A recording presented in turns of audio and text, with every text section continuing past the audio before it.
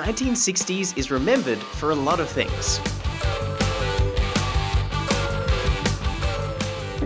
But one of the biggest events of the decade was actually a war in a tiny country called Vietnam. The Vietnam War actually started years earlier because the country was split on how it should be run. North Vietnam was led by people who believed in communism. That's a system where the citizens work for the government and in return rely on the government to provide for them. Many in South Vietnam, on the other hand, didn't want to live like that.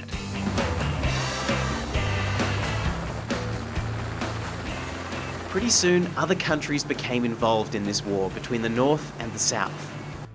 Communist countries like China and Russia started supporting the North with weapons and ammunition. But that worried other countries that didn't like communism, like the US. So they started supporting South Vietnam with money, weapons, and eventually troops. Some US allies, like Australia, then decided to join the fight too.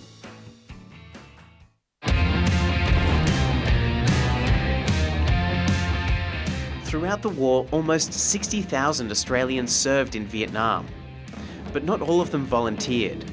Many were conscripted, which means they were forced to go, through a giant nationwide lottery. Any 20-year-old men in the country could be picked if their birthday was drawn in the draft. Some Australians were against that. Others were against fighting in Vietnam at all, because they believed it wasn't Australia's war to fight. So there were big protests across the country, and many young men refused to go.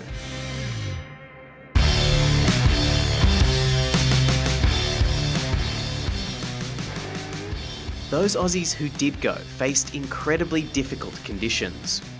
Thick jungle, monsoonal rains, and an enemy that was very familiar with both. All up, 521 Aussies died, and more than 3,000 were wounded in the fighting. The deadliest battle for Aussie troops was the Battle of Long Tan on August 18, 1966. Around 100 Australian and New Zealand soldiers found themselves fighting a giant force of around 2,000. Pinned down, low on ammunition, and at risk of being surrounded, the Australian troops looked like they wouldn't survive the night.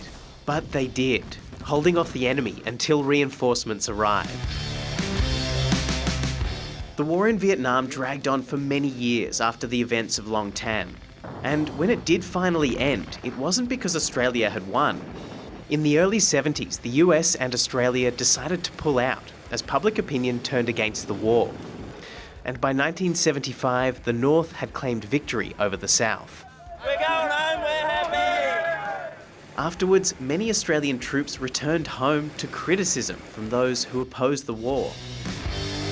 Not too many returned veterans in wars before or since were sometimes booed, or occasionally even reviled by their own countrymen and women. But there was one positive to come out of the aftermath of this war.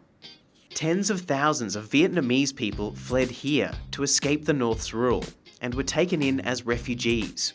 They brought the Vietnamese culture with them and over time made Australia a more multicultural place to live.